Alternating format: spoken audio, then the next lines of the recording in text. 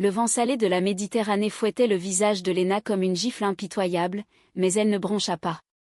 Debout sur la falaise escarpée des Almunécar, elle serrait dans sa main un billet froissé pour Paris, un rêve volé, un adieu muet à l'Espagne qui l'avait étouffé.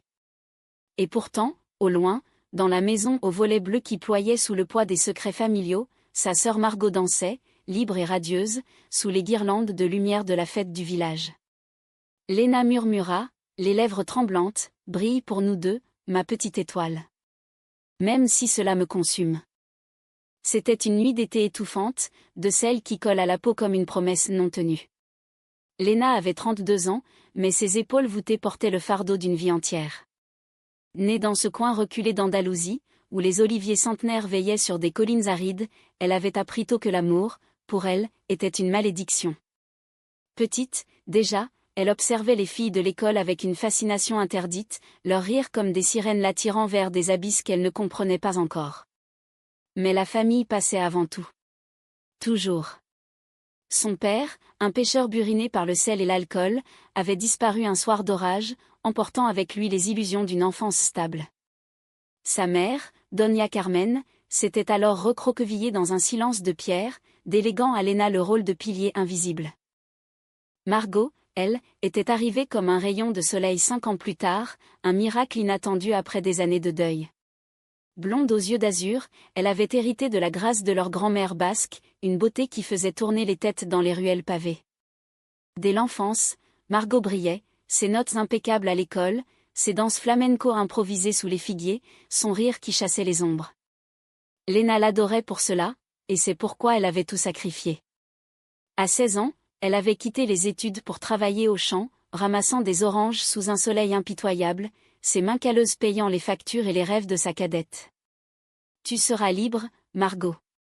Va à l'université, conquiert Madrid, Paris si tu veux. Moi, je reste ici, à veiller sur maman. Mais la liberté de Léna était un mensonge. Dans les nuits solitaires, quand la maison endormie exhalait l'odeur de jasmin fané, elle se laissait aller à des fantasmes coupables. Elle se rappelait Sofia, la gitane aux cheveux noirs comme la nuit, rencontrée lors d'une feria voisine. Sofia avait 20 ans, des lèvres pulpeuses et un regard qui promettait des tempêtes. Elle s'était embrassée une fois, derrière un mur de pierre chaude, un baiser volé qui avait fait exploser en Léna un feu qu'elle ne connaissait pas. Tu es comme moi, habia susurrado Sofia, une lesbiana dans ce monde d'hommes. Mais Sofia était partie, emportée par un mariage arrangé, laissant Léna avec un cœur en miettes et une culpabilité qui la rongeait.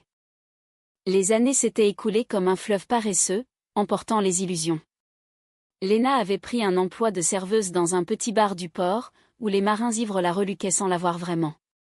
Elle souriait, servait les verres, et rentrait chez elle pour cuisiner, laver, consoler sa mère qui pleurait encore son mari.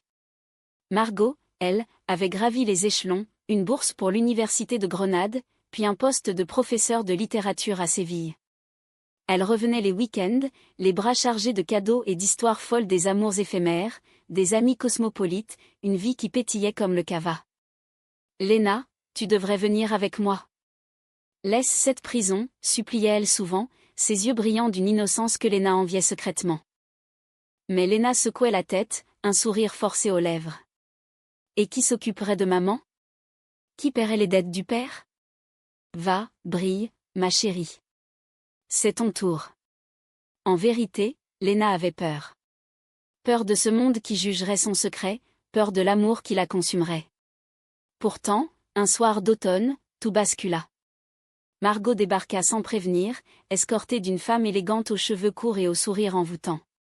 Léna, je te présente Léna. Elle est architecte, et...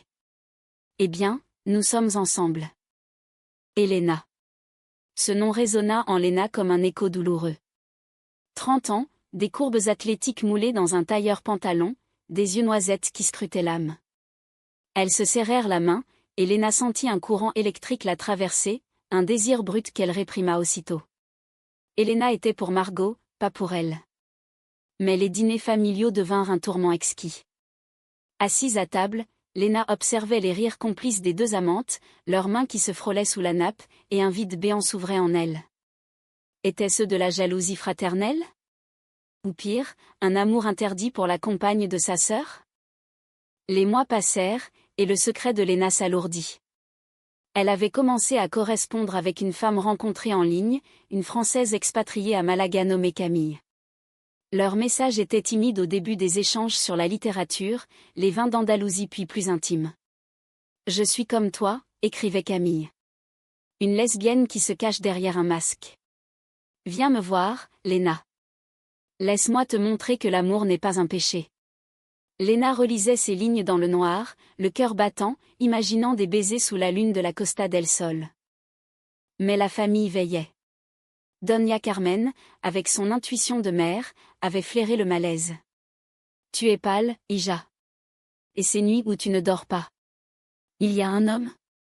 Léna riait, détournant le regard. « Rien, maman. Juste le travail. » Margot, de son côté, rayonnait plus que jamais. Elena l'avait demandé en mariage lors d'une escapade à Barcelone, et les préparatifs battaient leur plein. Léna fut chargée de l'organisation locale, la robe, les fleurs, les invités. Chaque détail la rongeait, voir sa sœur, si libre dans son amour, alors qu'elle-même étouffait. Un soir, alors que la pluie martelait les tuiles, Léna craqua. Seule dans la cuisine, elle pleura en silence, les mains tremblantes sur une photo de Sofia Joni. C'est alors que la porte s'ouvrit, et Elena entra, trempée, un parapluie inutile à la main. Margot est en retard. J'avais besoin de parler. Elles s'assirent, et les mots jaillirent comme un torrent. Elena confia ses doutes, le mariage, la pression sociale, son propre chemin tortueux vers l'acceptation de son homosexualité. Léna écouta, hypnotisée, et bientôt, ce fut à son tour. J'ai toujours su que j'aimais les femmes. Mais pour Margot, pour la famille. J'ai tout enterré. Leurs regards se croisèrent, et l'air crépita. Elena posa une main sur la sienne, un geste innocent qui enflamma tout. Tu es forte, Léna. Plus que tu ne le crois. Elles ne s'embrassèrent pas ce soir-là, mais le mal était fait. Le désir s'était insinué, venimeux et irrésistible. Léna passa les nuits suivantes à lutter, à se flageller intérieurement. Comment pouvait-elle convoiter l'amour de sa sœur? Était-ce la trahison ultime? La fête de fiançailles approchait, et avec elle, le chaos. Margot, radieuse dans sa robe blanche, dansait au centre de la cour, entourée d'amis et de famille. Léna, en retrait, observait Elena qui la cherchait du regard.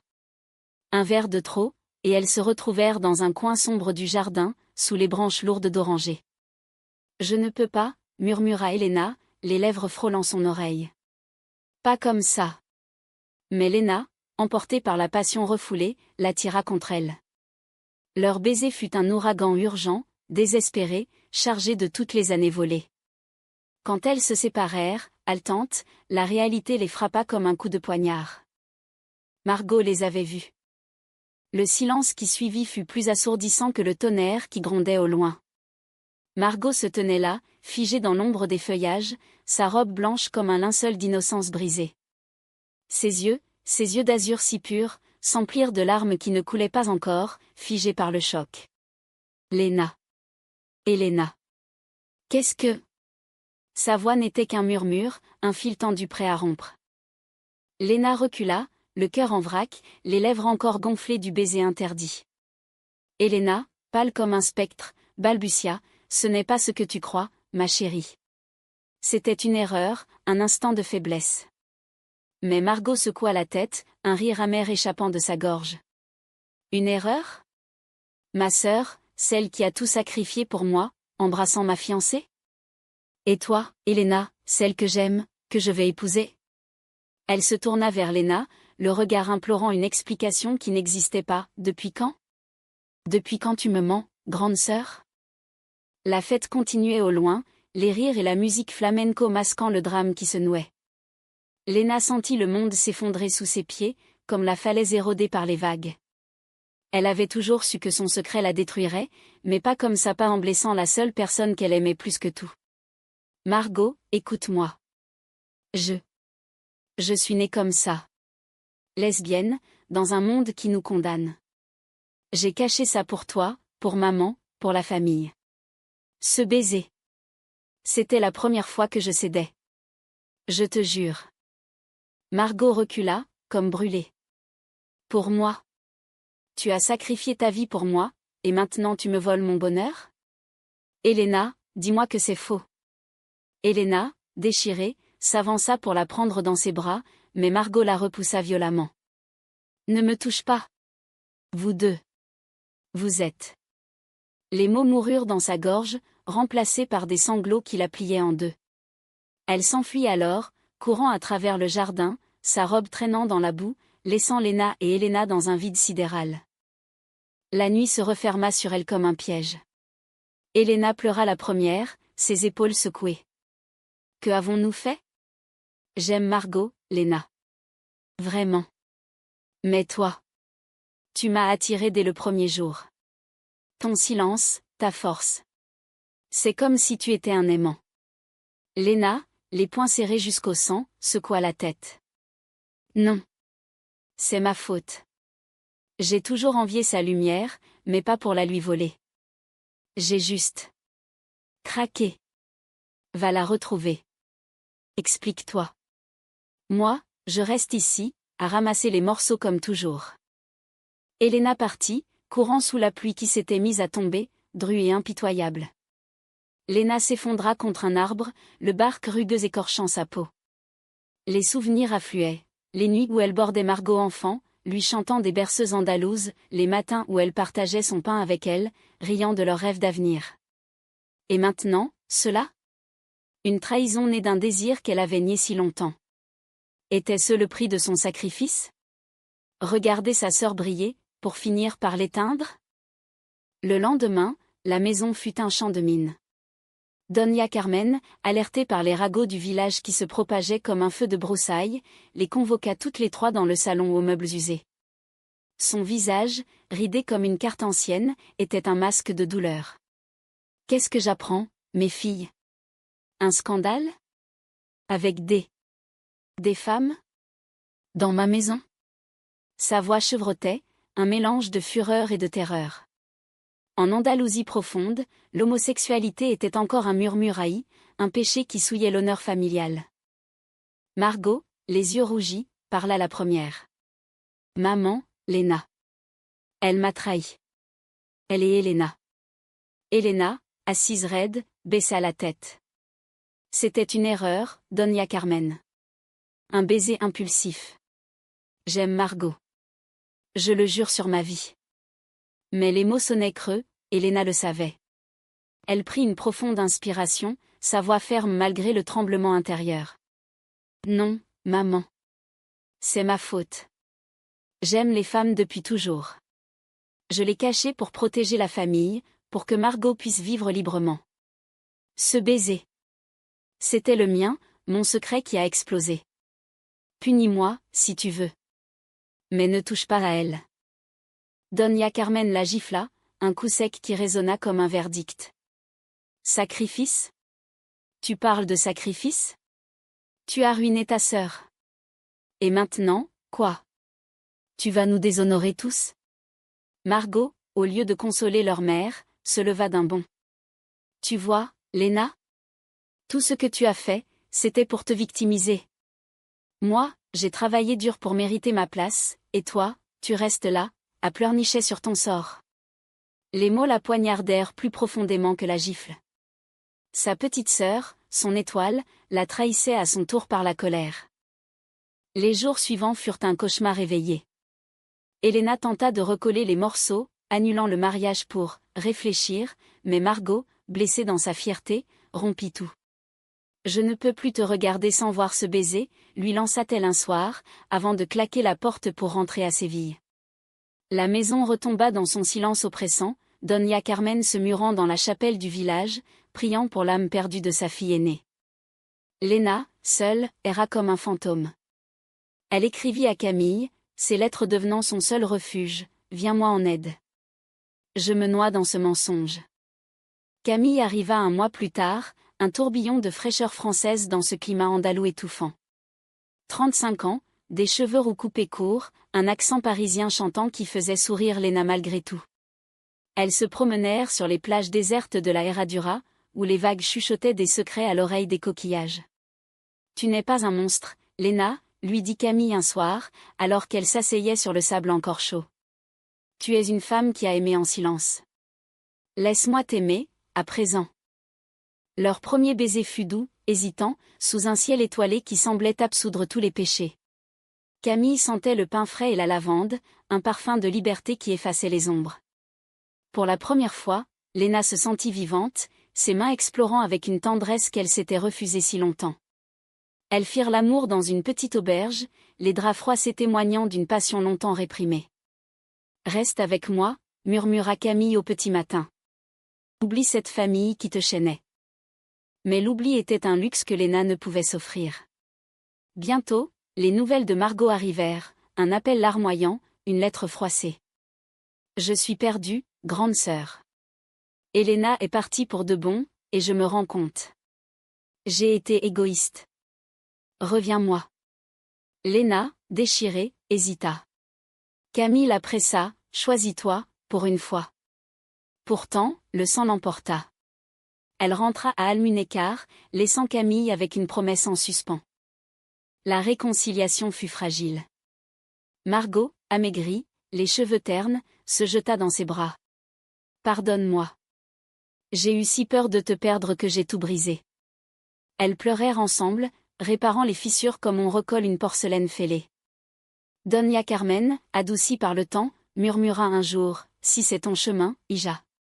Que Dieu te garde. » Mais le vrai orage couvait encore. Elena revint, non pour Margot, mais pour Léna. « Je ne peux pas t'oublier. » C'était plus qu'une erreur. Le conflit explosa lors d'une réunion familiale forcée. Margot, apprenant la visite d'Elena, accusa Léna de double jeu, « Tu me manipules. Tu veux tout, ma vie, mon amour. » Les cris attirèrent les voisins, et le village murmura, « Les sœurs maudites. » Léna, au bord de l'abîme, prit sa décision. Elle appela Camille, « Viens. C'est maintenant ou jamais. » Le convoi quitta Almunécar à l'aube, un vieux van brinque-ballant chargé de valises et de regrets. Camille conduisait, ses mains rassurées sur le volant, tandis que Léna, assise à l'avant, jetait un dernier regard à la maison qui rapetissait dans le rétroviseur. Margot n'était pas venue aux adieux, une lettre glissée sous la porte suffisait, par « Grande sœur. Brille pour toi, maintenant. Je t'aime, malgré tout. » Doña Carmen, les yeux humides, avait béni le départ d'un signe de croix silencieux, un geste qui valait tous les pardons. La route vers le nord serpentait à travers les sierras, où les pins noirs se dressaient comme des sentinelles muettes. Léna sentait son cœur se délester, mètre après mètre, des chaînes invisibles. Camille, sentant son trouble, posa une main sur sa cuisse. « À Madrid, nous recommencerons. Un appartement avec vue sur le Retiro, des dîners aux chandelles, et toi, libre d'aimer. » Léna sourit, un vrai sourire pour la première fois depuis des lustres.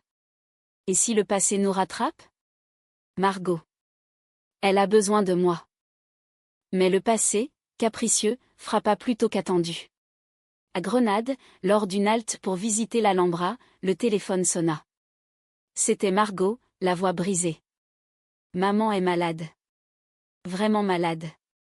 Un cancer, Léna. Les docteurs disent. Peu de temps. » Le monde vacilla. Léna raccrocha, les larmes coulant librement. Camille l'enlaça sur un banc de pierre, sous les arches mauresques qui semblaient pleurer avec elle. « Rentre, si tu dois. Mais souviens-toi, tu n'es plus seule. » Le retour fut un voyage initiatique, ponctué de silences lourds. Léna arriva à la maison au crépuscule, trouvant Doña Carmen alitée, son corps frêle comme une feuille d'automne. Margot veillait, les traits tirés, une tasse de thé froid à la main. « Elle demande après toi, » murmura-t-elle, et pour la première fois, il n'y avait pas de reproche dans sa voix, seulement une fatigue partagée. Elles s'assirent de part et d'autre du lit, tenant la main ridée de leur mère. Les jours se muèrent en veille. Léna reprit son rôle de pilier, cuisinant des paellas légères, lisant des poèmes de Lorca à voix haute ses vers sur l'amour défendu qui, ironiquement, apaisait Doña Carmen. « Tu sais, Hija, dit un soir la mourante, j'ai toujours su. Ton regard sur les filles, ce silence que tu portais comme un fardeau. J'ai prié pour toi, pas contre toi. Les mots libérèrent un sanglot en Léna, un torrent qu'elle avait retenu depuis l'enfance. Margot, écoutant, posa sa tête sur l'épaule de sa sœur. Moi aussi, j'ai su. Et j'ai été jalouse, parce que tu étais si forte. Pardonne-moi. Elena surgit alors, comme un fantôme du passé. Elle avait appris la nouvelle par des amis communs et était venue de Barcelone, les bras chargés de fleurs et de regrets. Je ne reste pas, dit-elle à Margot lors d'un face-à-face tendu dans la cuisine. Je voulais juste dire au revoir. À vous deux. Margot, les yeux plissés, hésita. Puis, dans un geste inattendu, elle l'embrassa sur la joue. Va-t'en, Elena. Trouve ton chemin. Le mien. Je le cherche encore. Elena se tourna vers Léna, un regard chargé de ce qui aurait pu être. Prends soin de toi. Tu mérites l'amour. Et elle partit, laissant un sillage de jasmin. Camille arriva 2 jours plus tard, infatigable, avec des provisions et une force tranquille. Elle s'installa dans la chambre d'amis, aidant sans un mot de trop. Les sœurs, émues, la virent comme un pont vers l'avenir. Ensemble, elles veillèrent Doña Carmen, partageant des histoires d'enfance sous les lampes tamisées. Une nuit, alors que la lune baignait la pièce d'argent, la mère s'éteignit paisiblement, un sourire aux lèvres, murmurant « Brillez, mes étoiles ». Toutes les deux. Les funérailles furent un adieu andalou, guitare gitane, rose rouge jetée à la mer, et un village entier en deuil. Margot parla la première, sa voix claire comme un glas. Ma mère m'a appris l'amour inconditionnel. Et ma sœur. Elle m'a tout donné. Léna, les larmes aux yeux, serra sa main. Pour la première fois, elle se sentit vue, non comme le sacrifice, mais comme l'égal. Mais le deuil raviva les ombres. Seule avec Camille dans la maison vide, Léna craqua. Et maintenant? Margot va retourner à sa vie, et moi? Je suis perdue. Camille l'attira contre elle, leur corps se mêlant dans une étreinte qui guérit. Nous irons où tu veux. Paris, peut-être. Ou restons ici, transformons cette maison en havre. Leur nuit devint un sanctuaire, caresse lente, murmure en français mêlé à l'espagnol, un amour qui fleurissait comme un olivier après la sécheresse. Margot, de son côté, entama sa propre renaissance. Elle rompit avec son poste à Séville pour écrire un roman sur 2 sœurs liées par le sang et les secrets, inspirées de leur histoire. Les chapitres qu'elle lisait à Léna lors de ses visites étaient crus, émouvants, la douleur de la trahison, la beauté de la rédemption. C'est pour nous, disait-elle. Pour que d'autres lesbiennes comme toi ne se sentent plus seules. Pourtant, le chaos guettait. Un jour, un article dans un journal local anonyme, perfide accusa les sœurs de « scandale immoral », ravivant les rumeurs. Le village se divisa, certains compatissants, d'autres hostiles, jetant des regards obliques lors des marchés. Margot, furieuse, confronta l'auteur supposé, un cousin aigri, jaloux des héritages. « Tu nous hais parce que nous osons aimer librement », cria-t-elle. La querelle dégénéra en pugilat verbal, et Margot, dans un élan de rage, révéla publiquement son propre chemin. « Oui, j'aime les femmes aussi. Et ma sœur m'a sauvée en m'aimant d'abord. » Le choc fut électrique. Léna, apprenant la nouvelle par téléphone, sentit la peur l'envahir. « Tu as tout risqué. » Mais Margot rit, un rire libérateur. Il était temps. « Viens, grande sœur. On affronte ça ensemble. » L'orage public éclata comme une tempête méditerranéenne, brève mais violente. Les portes claquèrent, les invitations se raréfièrent, et les murmures du village devinrent des cris. Pourtant, dans cette épreuve, les sœurs trouvèrent une force nouvelle. Léna, soutenue par Camille, organisa une veillée ouverte, des lectures de poésie, des chants flamencos revisités avec des thèmes d'amour queer, un espace où les âmes cachées pouvaient respirer. Des femmes du coin vinrent, timides d'abord, puis en larmes, partageant leurs propres histoires. Merci, Léna. Tu as brisé le silence pour nous toutes. Margot, galvanisée, transforma sa douleur en article. Son roman, Étoile interdite, fut publié par une petite maison madrilène, et son succès fut fulgurant, des critiques élogieuses dans El País, des invitations à des festivals littéraires. Elle dédia l'ouvrage à Léna, à ma sœur, qui a brillé dans l'ombre pour que je puisse luire. Lors d'une présentation à Malaga, elle embrassa publiquement une nouvelle amante, une artiste peintre aux yeux de braise, déclarant « L'amour n'a pas de genre, seulement du courage ». Léna, quant à elle, choisit la voie de la guérison. Avec Camille, elles rénovèrent la maison familiale, la convertissant en un petit centre culturel, atelier d'écriture pour jeunes LGBT, projection de films français sur l'amour libre, et des dîners où le vin coulait comme les confidences. Camille, avec son accent parisien irrésistible, enseignait des cours de langue, riant des maladresses des apprenants. « Tu vois, ma chérie, dit-elle un soir, alors qu'elle dansait nue sous la lune dans le jardin. Ta vie n'était pas un sacrifice, mais une semence. Regarde ce qui pousse. » Leur amour s'épanouit, profond et sensuel, un mélange de tendresse française et de passion espagnole. Elles voyageaient, un week-end à Paris, où Camille montra à Léna les quais de Seine, les cafés de Saint-Germain où les amantes se tenaient la main sans crainte. « Ici, tu es chez toi » murmura-t-elle lors d'une croisière sur la rivière, leurs lèvres se frôlant sous les ponts illuminés. De retour en Andalousie, elles adoptèrent un chat errant, prénommé Sophia en hommage au passé, et plantèrent un olivier dans la cour symbole de résilience. Mais la trame n'était pas sans fil tiré. Elena réapparut, un an plus tard, lors d'une exposition d'art à Grenade.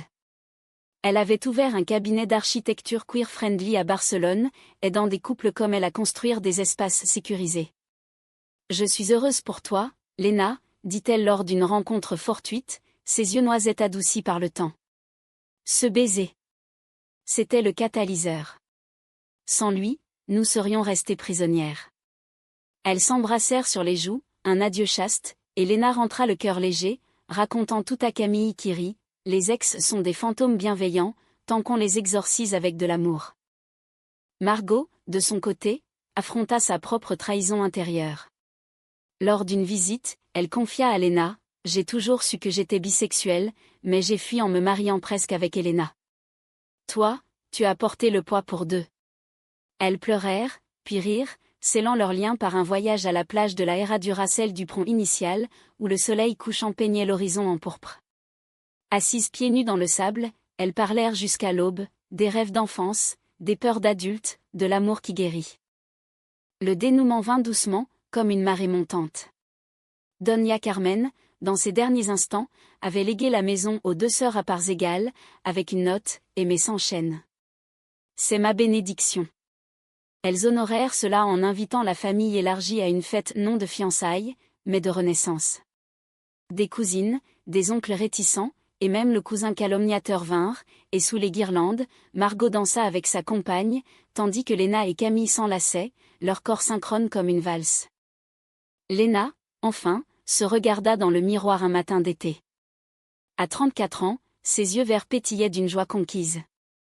Elle n'était plus le sacrifice, elle était la flamme.